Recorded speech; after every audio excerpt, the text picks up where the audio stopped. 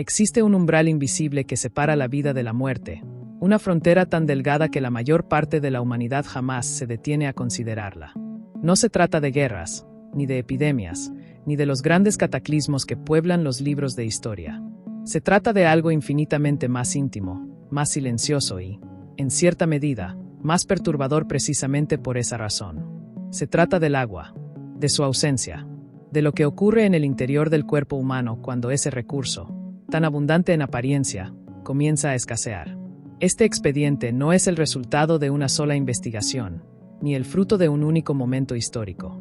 Es, en cambio, la acumulación de siglos de observación, de tragedia, de ciencia y de testimonio. Un archivo construido con la paciencia propia de quienes estudian los límites más oscuros de la existencia humana. Para comprender cabalmente lo que vamos a relatar, es necesario retrotraerse al principio. No al principio de una historia en particular, sino al principio de la condición humana misma. El cuerpo de un adulto está compuesto en aproximadamente el 60% de agua. En un recién nacido, esa proporción alcanza el 75%. El cerebro, ese órgano que consideramos la sede de nuestra identidad, nuestra memoria, nuestra voluntad, está formado en un 73% por agua. El pulmón que ahora mismo expande su tejido mientras usted lee estas palabras contiene un 80% de agua en su estructura. La sangre que circula por las venas, transportando oxígeno y nutrientes a cada rincón del organismo, es en un 92% agua. Estos no son datos poéticos ni metáforas científicas. Son hechos medibles, verificables, registrados en los archivos de la fisiología humana con una precisión que no admite ambigüedad. Somos, en esencia, criaturas de agua que han aprendido a caminar sobre tierra seca. La pregunta que este expediente se propone explorar no es nueva. Los médicos militares del siglo XIX ya la habían formulado, aunque con instrumentos mucho más rudimentarios que los actuales. Los navegantes portugueses del siglo XV la conocían de primera mano, con el horror silencioso de quien ve morir a sus compañeros de tripulación en medio del océano sin poder hacer nada. Los exploradores del desierto, los prisioneros de guerra, los náufragos, los atrapados bajo los escombros de ciudades devastadas por terremotos, todos ellos han sido, en cierta medida, involuntarios participantes de un experimento que nadie habría elegido. Y de todos ellos, de sus relatos, de sus historias clínicas, de sus autopsias y de sus memorias supervivientes, la ciencia ha extraído una conclusión que hoy conocemos con certeza matemática. El cuerpo humano puede sobrevivir aproximadamente 30 días sin ingerir alimento sólido. Pero sin agua, el límite es de apenas 7 días. En algunos casos, incluso menos. Este desequilibrio entre los dos plazos, un mes frente a una semana, no es arbitrario. Responde a una lógica biológica profunda y antigua, forjada en los millones de años de evolución que nos precedieron. Cuando el organismo es privado de alimento, activa mecanismos de adaptación extraordinariamente sofisticados. El hígado comienza a producir glucosa a partir de las reservas de glucógeno. Cuando éstas se agotan, el proceso se desplaza hacia las grasas almacenadas, en un fenómeno conocido como cetosis. El músculo se conserva durante un tiempo sorprendentemente largo, sacrificándose solo cuando no queda otra alternativa metabólica. El cuerpo, en suma, tiene una estrategia de supervivencia para la ausencia de comida. Es lenta, costosa, dolorosa, pero existe. Para la ausencia de agua, en cambio, no hay estrategia comparable. No existe reserva hídrica que el organismo pueda movilizar durante semanas. No existe mecanismo que permita fabricar agua de la nada. La deshidratación no es una amenaza gradual y manejable. Es una crisis en cascada que, una vez iniciada, avanza con una velocidad que deja poco margen para la intervención. La historia registra este conocimiento de formas diversas, algunas más explícitas que otras. En los textos médicos del Antiguo Egipto, conservados en papiros que hoy reposan en los museos de Berlín y de Londres, ya aparecen referencias a enfermedades vinculadas con la sequedad interior del cuerpo. Los médicos del faraón sabían, sin poseer aún el vocabulario científico moderno, que un hombre privado de agua fallecía mucho antes que uno privado de pan. La observación era empírica, pero no por ello menos precisa. En la Grecia clásica, Hipócrates de Cos, el padre reconocido de la medicina occidental, incluía en su corpus de escritos recomendaciones explícitas sobre la ingesta de líquidos en pacientes febriles, advirtiendo que la resequedad de los humores conducía al delirio y, posteriormente, a la muerte. La terminología era humoral, imprecisa según los estándares actuales, pero la observación clínica que subyacía era correcta. Pero es en los grandes relatos de exploración y conquista del siglo XVI, donde este conocimiento adquiere una dimensión verdaderamente dramática. Los diarios de a bordo de las expediciones castellanas y portuguesas que cruzaron los océanos Atlántico y Pacífico están salpicados de referencias a la muerte por sed. No como un hecho extraordinario, sino como una posibilidad cotidiana, siempre presente, siempre temida. El cronista Gonzalo Fernández de Oviedo, en su monumental Historia General y Natural de las Indias, describe con una frialdad que hoy nos resulta casi clínica cómo las tripulaciones que se quedaban sin agua dulce comenzaban a deteriorarse de un modo específico y reconocible.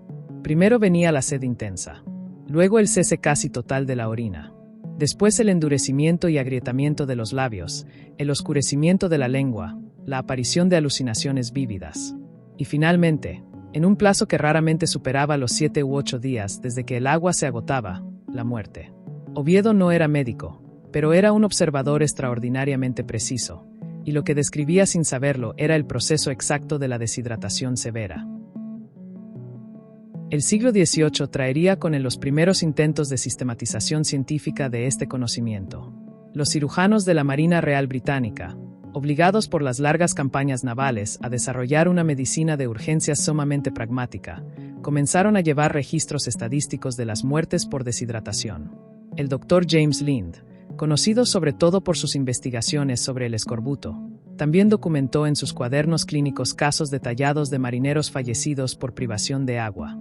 Sus observaciones sobre los tiempos de supervivencia eran notablemente consistentes con lo que la ciencia moderna confirmaría 2 siglos después. La variabilidad era real. Un hombre joven y en buen estado físico podía resistir algo más que un anciano debilitado. Las temperaturas ambientales influían de forma decisiva, porque el calor aceleraba la pérdida de líquidos a través de la transpiración. Pero en todos los casos, el plazo máximo rondaba esa cifra que hoy conocemos, 7 días.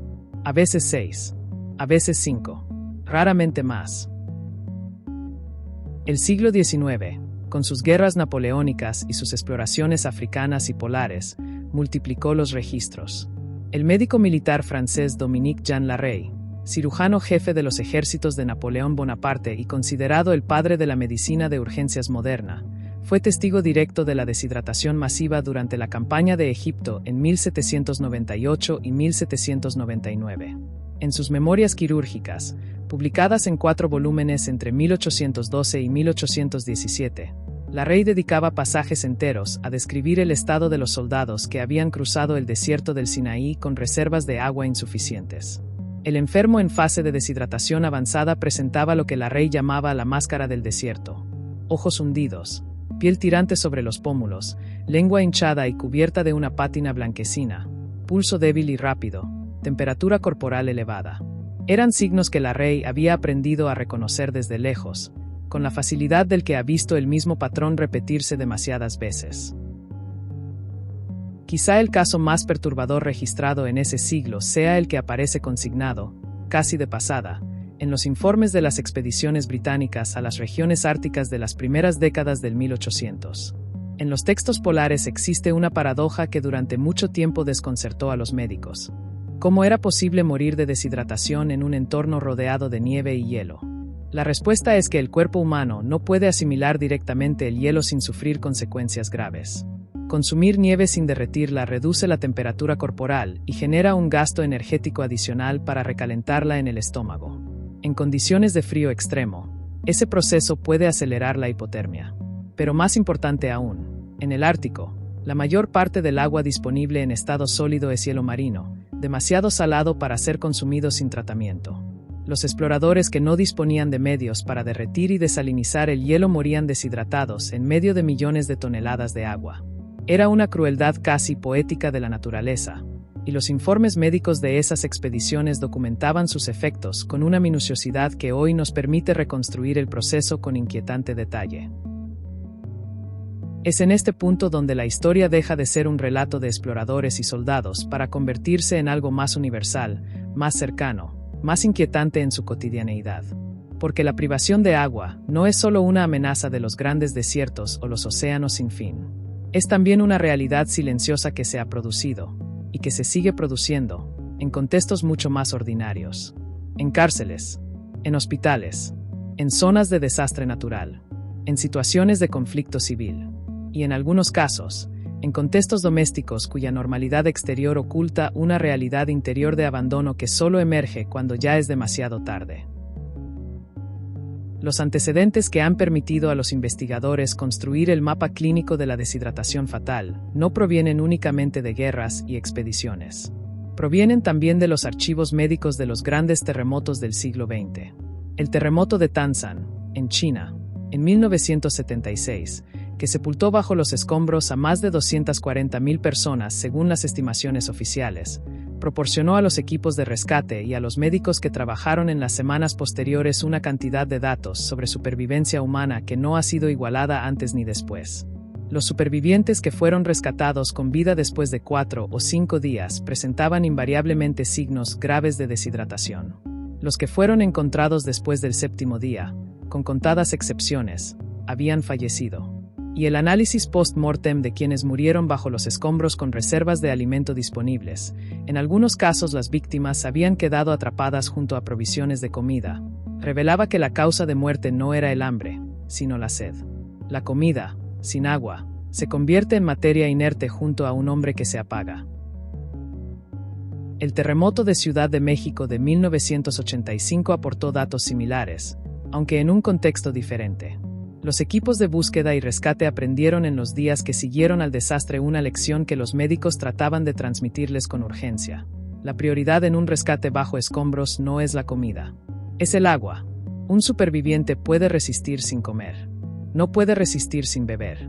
Esta comprensión, que para la comunidad médica era un axioma establecido, tuvo que ser aprendida de nuevo, en directo, en medio del dolor y del caos. Y se aprendió porque los datos lo demostraban con una claridad que no admitía interpretación alternativa. Hay un caso que los historiadores de la medicina suelen citar cuando se aborda este tema, no por su magnitud sino por la precisión documental con la que fue registrado. Se trata del expediente de un trabajador ferroviario austriaco, cuyos detalles completos permanecen en los archivos de la Universidad de Viena bajo un número de identificación que los investigadores no suelen publicar por razones de privacidad histórica, aunque el caso en sí ha sido ampliamente comentado en la literatura médica. Este hombre, en algún momento de la primera década del siglo XX, quedó atrapado durante varios días en un túnel parcialmente derrumbado en los Alpes. Tenía consigo provisiones de comida, el pan y las conservas habituales de un trabajador de la época, pero el único depósito de agua que llevaba se rompió en el derrumbe. Cuando fue rescatado al 6º día, con vida pero en estado crítico, su condición era la que los médicos vieneses describieron como deshidratación de 3er grado con compromiso neurológico. Tenía abundante comida sin tocar a su lado. No la había comido porque no tenía saliva para masticarla. Porque el proceso de alimentación sin agua no solo es desagradable, en casos de deshidratación avanzada, puede ser directamente imposible. Este detalle ilumina con una claridad que pocas veces se aprecia en su totalidad la relación de jerarquía entre los dos elementos. No es solo que el cuerpo muera antes sin agua que sin comida. Es que, llegado cierto punto, la ausencia de agua hace que la presencia de comida sea irrelevante. Los dos sistemas no son paralelos. Son dependientes el uno del otro, y el agua ocupa el lugar superior en esa jerarquía. Sin agua, la comida no puede ser procesada. Sin agua, la sangre no puede transportar los nutrientes. Sin agua, las células no pueden realizar sus funciones más básicas. La comida, por abundante que sea, se convierte en un elemento decorativo junto a un cuerpo que agoniza. Los primeros signos de la crisis hídrica en el organismo son engañosamente benignos. Comienzan, habitualmente, cuando el cuerpo ha perdido alrededor del 1 o 2% de su peso en agua. En un adulto de 70 kilogramos, eso equivale a perder entre 700 y 1400 mililitros de fluido. En ese punto, la señal que el cuerpo envía es simplemente la sed. Una señal familiar, cotidiana, que la mayor parte de nosotros experimentamos varias veces al día y que resolvemos sin darle mayor importancia. Bebemos, y la sed desaparece. El mecanismo funciona. Pero ¿qué ocurre cuando la señal no puede ser atendida? ¿Qué ocurre cuando no hay agua disponible? o cuando la persona no puede moverse para alcanzarla, o cuando las circunstancias hacen imposible el acceso a ese recurso elemental. La pregunta no es retórica. Es la pregunta central de este expediente. A partir del 2% de deshidratación, el rendimiento cognitivo comienza a deteriorarse de forma medible. Los estudios realizados en la segunda mitad del siglo XX, particularmente los llevados a cabo en el desierto de Mojave durante las décadas de 1960 y 1970, demostraron que individuos en ese nivel de deshidratación cometían errores significativamente más frecuentes en pruebas de razonamiento lógico, orientación espacial y toma de decisiones bajo presión. La mente comienza a fallar antes que el cuerpo. Este hallazgo, que inicialmente sorprendió a los investigadores, tiene una explicación fisiológica directa. El cerebro es extraordinariamente sensible a las variaciones en la composición del fluido que lo baña. Incluso pérdidas pequeñas de agua alteran la concentración de electrolitos en el líquido cefalorraquídeo, y esa alteración tiene consecuencias inmediatas sobre la velocidad y la precisión del procesamiento neuronal. A medida que la deshidratación avanza hacia el 4 o 5% de pérdida de peso corporal, los síntomas se intensifican de forma alarmante. La boca se seca. La producción de saliva cae dramáticamente. Los labios comienzan a agrietarse. La piel pierde su turgencia habitual, y si se la pellizca, tarda varios segundos en recuperar su posición normal, un fenómeno clínico conocido como signo del pliegue cutáneo positivo. La diuresis se reduce al mínimo. El cuerpo, reconociendo la escasez de fluidos, activa el sistema hormonal de conservación del agua, produciendo grandes cantidades de hormona antidiurética que ordena a los riñones retener todo el líquido posible. La orina que se produce en ese punto es escasa, oscura, casi amarronada, con una concentración de residuos metabólicos que en condiciones normales habrían sido diluidos y eliminados. Los riñones, forzados a trabajar sin la cantidad adecuada de fluido, comienzan a sufrir un estrés funcional cuyas consecuencias a largo plazo pueden ser graves incluso si la deshidratación es finalmente resuelta. En el 7 o 8% de pérdida hídrica, el panorama se vuelve crítico. La presión arterial cae porque el volumen de sangre que circula por el sistema vascular es insuficiente para mantenerla. El corazón, intentando compensar esa caída, aumenta su frecuencia cardíaca, lo que los médicos denominan taquicardia compensatoria. Pero ese mecanismo tiene un límite. El corazón no puede bombear indefinidamente más rápido para compensar la falta de fluido. En algún momento, si la deshidratación continúa, el sistema cardiovascular simplemente no puede mantener la perfusión de los órganos vitales. Y cuando los órganos vitales dejan de recibir sangre oxigenada en cantidad suficiente, comenzamos a hablar de fallo orgánico múltiple. El proceso que los médicos llaman shock hipovolémico no es una posibilidad teórica lejana. Es el destino inevitable de un organismo que ha sido privado de agua durante suficiente tiempo. Pero antes de llegar a ese punto de no retorno fisiológico, el organismo atraviesa una fase que los testimonios de los supervivientes describen de maneras que, leídas en conjunto, dibujan un retrato psicológico tan perturbador como el clínico. Es la fase de las alucinaciones. Comienzan, generalmente, cuando la deshidratación supera el 10% de pérdida hídrica. Son alucinaciones de una naturaleza muy específica, que los investigadores han observado repetidamente en contextos tan distintos como el desierto del Sáhara, los mares tropicales y los túneles montañosos. Casi invariablemente, las personas deshidratadas alucinan con agua. Ven ríos donde no los hay. Escuchan el sonido de fuentes inexistentes. Sienten el frescor de la lluvia en una piel que está ardiendo de fiebre. El cerebro deshidratado, en su desesperación por encontrar la solución a la crisis que lo amenaza, comienza a generar imágenes del objeto que necesita con una vivacidad que el propio paciente no puede distinguir de la realidad. Es, en cierto sentido, una crueldad añadida del proceso. La mente ve agua por todas partes precisamente cuando menos agua le queda. Hay un testimonio anónimo que fue recogido por un investigador del Instituto de Medicina Tropical de París en algún momento de la década de 1930, y que permaneció archivado durante décadas antes de ser incluido en una compilación académica de casos clínicos. El testigo en cuestión era un hombre que había sobrevivido a un naufragio en el Mediterráneo y que había pasado 6 días en una balsa sin agua. Cuando fue recogido por un barco pesquero catalán y llevado a tierra, tardó varios días en poder hablar con coherencia. Cuando lo hizo, Describió el proceso con una precisión que los médicos que lo atendieron encontraron extraordinaria, dadas las condiciones en que había sido vivido. Dijo que los primeros 2 días habían sido los peores en términos de sed consciente. El deseo de agua era tan intenso que ocupaba todos sus pensamientos, aplastando cualquier otro. Al tercer día, sin embargo, algo cambió. La sed no desapareció, pero su carácter se transformó. Dejó de ser un deseo activo y urgente y se convirtió en algo más parecido a una presencia constante, a un ruido de fondo inseparable de la conciencia. Al 4.º día comenzaron las visiones. Al 5.º, ya no era del todo seguro de que era real y que no lo era. El sol sobre el agua le parecía un espejo gigante. Las olas le hablaban. Al 6.º día, cuando el barco apareció en el horizonte, en un primer momento no creyó que fuera real. Este testimonio, y los muchos que se le parecen recogidos en archivos médicos y expedientes de supervivencia de todo el mundo, nos dicen algo fundamental sobre la naturaleza de lo que estamos examinando. La deshidratación fatal no es solo un proceso físico. Es también un proceso psicológico y cognitivo de una intensidad que transforma la experiencia subjetiva de manera radical. El individuo que se aproxima a los límites de la supervivencia hídrica no es solo un cuerpo que falla. Es también una mente que se deshace, que pierde el contacto con la realidad, que se fragmenta en alucinaciones y delirios. Y esa dimensión de la experiencia, que la ciencia puede explicar pero que los números y las tablas clínicas no capturan del todo, es parte esencial de la historia que estamos contando. Lo que ocurre en los últimos días, cuando la deshidratación ha superado el umbral de recuperación espontánea, es algo que los médicos describen con la precisión necesaria, pero que requiere un esfuerzo de imaginación para ser verdaderamente comprendido. Los riñones, que habían estado trabajando al máximo de su capacidad para conservar el fluido restante, comienzan a fallar.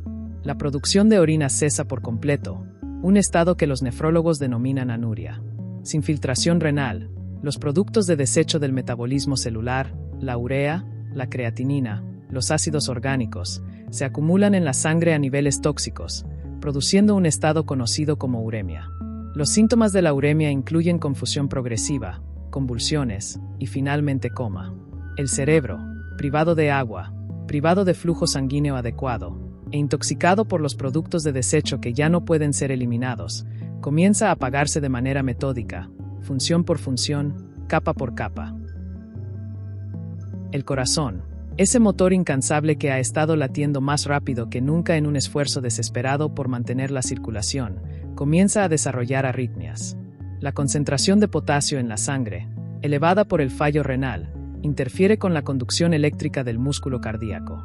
Los médicos que han tenido la oportunidad de monitorizar electrocardiográficamente a pacientes en estados avanzados de deshidratación describen patrones que se vuelven progresivamente más irregulares, más caóticos, hasta que el ritmo organizado que llamamos latido cardíaco se disuelve en una actividad eléctrica incoherente.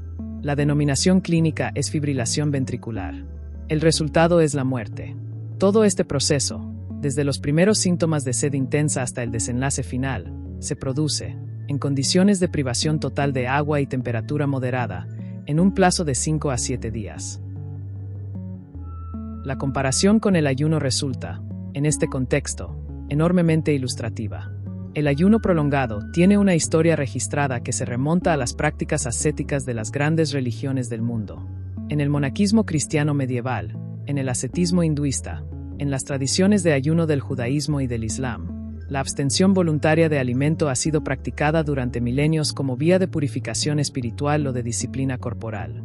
Y los registros médicos de estas prácticas confirman que el cuerpo humano puede resistir periodos sorprendentemente largos sin ingerir calorías.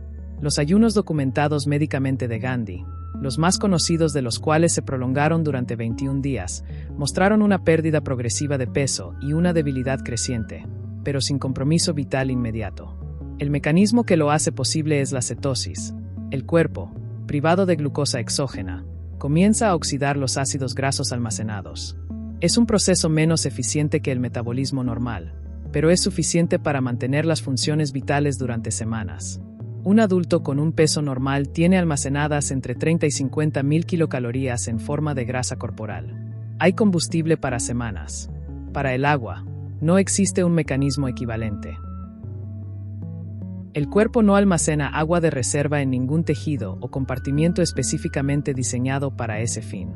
Toda el agua del organismo está activamente comprometida en funciones vitales, en la composición de la sangre, en el interior de las células, en los espacios intercelulares, en las secreciones digestivas, en el líquido que baña el cerebro y la médula espinal.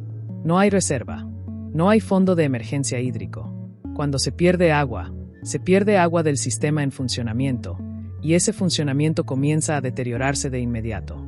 La diferencia entre un mes de supervivencia sin alimento y una semana sin agua es la diferencia entre una crisis con estrategia de adaptación y una crisis sin ella. Es la diferencia entre tener un paracaídas y no tenerlo.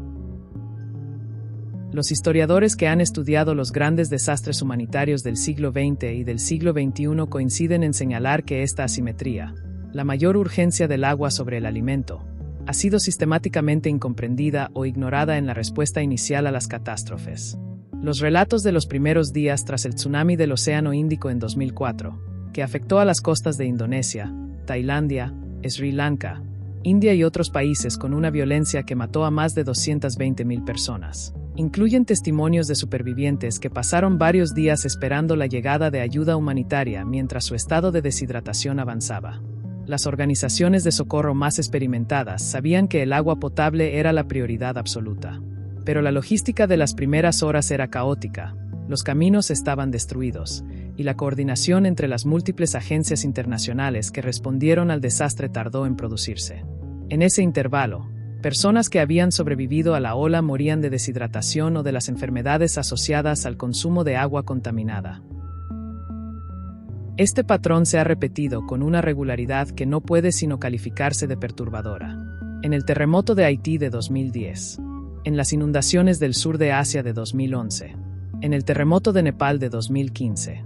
En cada uno de estos desastres, los informes posteriores elaborados por Médicos Sin Fronteras, por la Organización Mundial de la Salud, por los comités de emergencia de las Naciones Unidas, han señalado que la provisión de agua potable en las primeras 72 horas fue el factor determinante para la supervivencia de los heridos graves que habían quedado atrapados o aislados.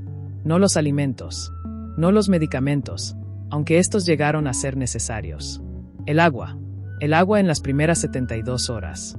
3 palabras que los manuales de gestión de catástrofes han incorporado finalmente como primer principio operativo, después de décadas de aprendizaje doloroso. Pero el análisis más profundo de este fenómeno no puede limitarse a los campos de batalla o a las zonas de desastre. Debe también dirigir su mirada hacia los márgenes de la sociedad cotidiana, hacia los espacios donde la privación de agua ocurre de manera silenciosa, sin la dramaturgia de los grandes cataclismos, pero con idénticas consecuencias fisiológicas. Los registros de los servicios forenses de ciudades europeas y norteamericanas durante las olas de calor del verano contienen expedientes que, leídos con el conocimiento de lo que estamos examinando, resultan de una elocuencia devastadora. Son los casos de ancianos que vivían solos, que no tenían a nadie que los visitara, que quizás tenían dificultades para moverse y para llegar hasta el grifo. Personas que en el calor extremo del verano, sin aire acondicionado, en apartamentos que se convertían en hornos, comenzaban a deshidratarse sin que nadie lo supiera. Los análisis post-mortem de las víctimas de la ola de calor europea de agosto de 2003, que causó entre 30 y 50.000 muertes en toda Europa con Francia como país más afectado, revelaban en una proporción significativa de los casos signos inequívocos de deshidratación grave como causa o factor contribuyente principal de la muerte. No habían muerto solo de calor. Habían muerto de sed. Existe una razón por la que los protocolos de supervivencia del Ejército de los Estados Unidos, del Ejército israelí, de las Fuerzas Especiales británicas y de prácticamente todos los cuerpos militares de élite del mundo moderno colocan la hidratación en el primer lugar de la escala de prioridades en situaciones de combate o de supervivencia en entornos hostiles. No es intuición ni tradición. Es el resultado directo de décadas de experiencia operativa y de investigación médica que han demostrado, una y otra vez, que un soldado deshidratado no solo está más cerca de la muerte física, está cognitivamente deteriorado, emocionalmente inestable y tácticamente comprometido. La deshidratación mata la eficacia antes de matar al hombre. Y en un contexto militar, esa secuencia tiene consecuencias que van mucho más allá del individuo. El general alemán Erwin Rommel, cuyas campañas en el norte de África durante la Segunda Guerra Mundial han sido estudiadas exhaustivamente por historiadores militares, entendía esta realidad con una claridad que sus contemporáneos no siempre compartían.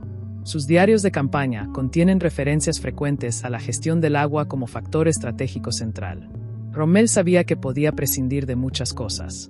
No podía improvisar agua en el desierto.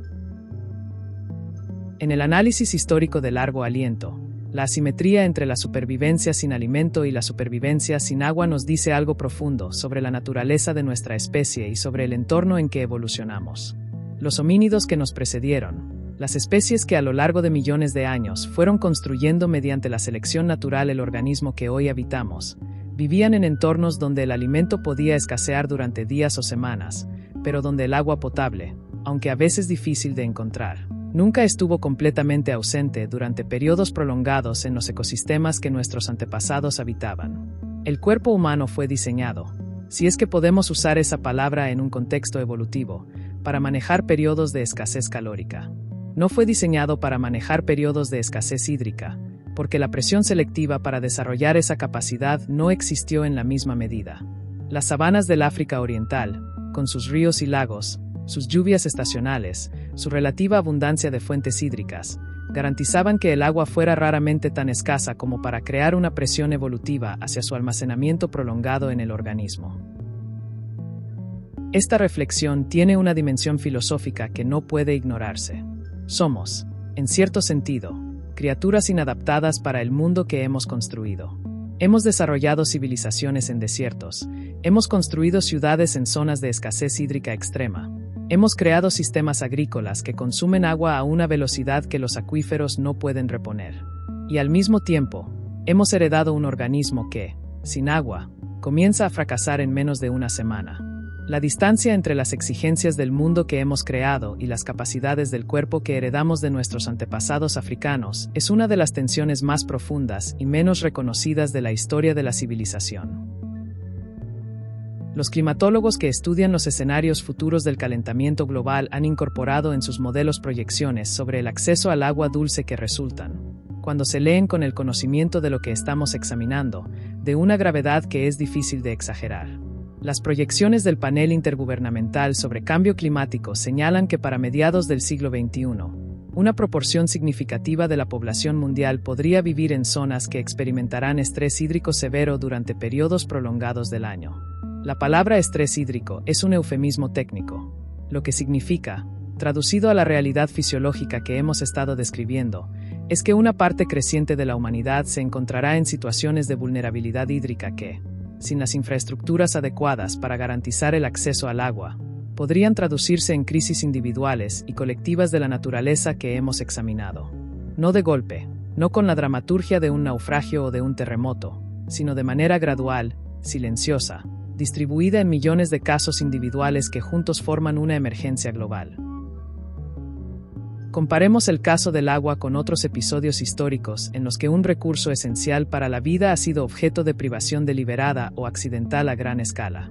El bloqueo de Leningrado, que duró desde septiembre de 1941 hasta enero de 1944, 882 días de asedio total por parte del ejército alemán, es quizás el ejemplo más documentado de privación calórica masiva en la historia moderna. La ciudad resistió en parte porque sus habitantes encontraron formas de sustituir parcialmente los alimentos convencionales. El ingenio metabólico de la desesperación encontró soluciones, por horribles que fueran, para el problema del hambre. La mortalidad fue devastadora. Entre 1 millón y 1,5 millones de civiles murieron durante el bloqueo, la mayoría de hambre y frío. Pero la resistencia de la ciudad durante casi 3 años demostró la capacidad del organismo humano para adaptarse a la privación calórica prolongada cuando el agua estaba disponible. El lago Ladoga, que durante los inviernos más fríos se helaba lo suficiente como para permitir el paso de camiones con suministros, la famosa ruta de la vida, nunca fue completamente cortado. El agua, en una u otra forma, siguió llegando. Contrástese eso con los episodios históricos en que el agua misma fue el objeto de la privación. En el norte de África, durante las campañas militares del siglo XIX y del siglo XX, los ejércitos que perdían acceso a las fuentes de agua no se debilitaban gradualmente durante semanas. Colapsaban en días. El ejército otomano que intentó cruzar el Sinaí hacia el Canal de Suez en 1915 no fracasó principalmente por la resistencia militar británica. Fracasó porque sus líneas de suministro de agua, sometidas a la presión del calor y de la distancia, no pudieron garantizar la hidratación de decenas de miles de hombres en movimiento a través del desierto. Los historiadores militares han calculado que una columna de tropas en movimiento en el desierto necesita, en condiciones de calor intenso, entre 6 y 8 litros de agua por hombre al día. Ese volumen, multiplicado por el número de soldados, crea una logística de suministro que supera con frecuencia la logística de cualquier otro recurso, incluido el armamento.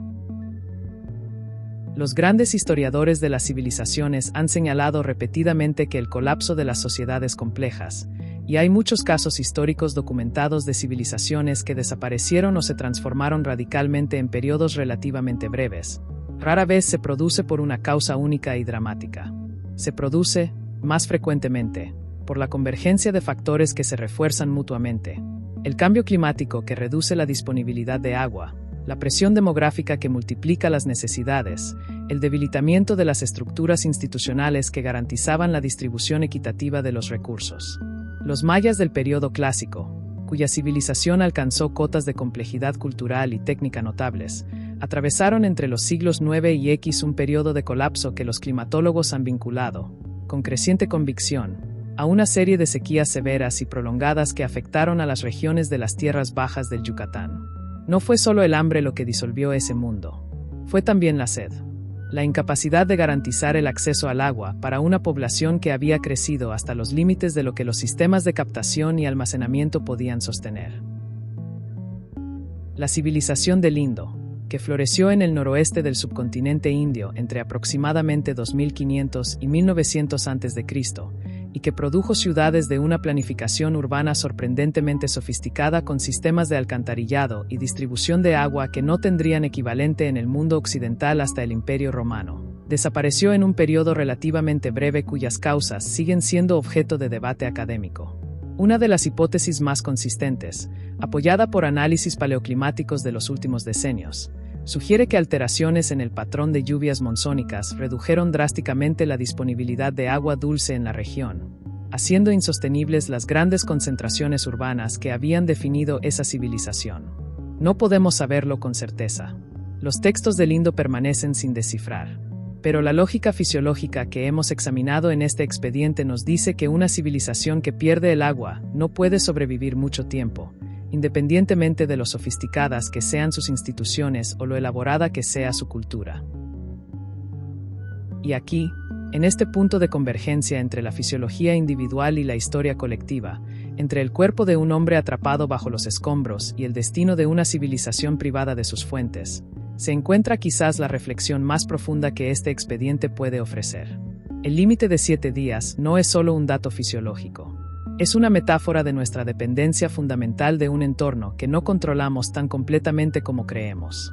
Es un recordatorio, inscrito en la biología misma de nuestra especie, de que la línea entre la vida civilizada y la supervivencia elemental es, en última instancia, más delgada de lo que la normalidad cotidiana nos permite percibir.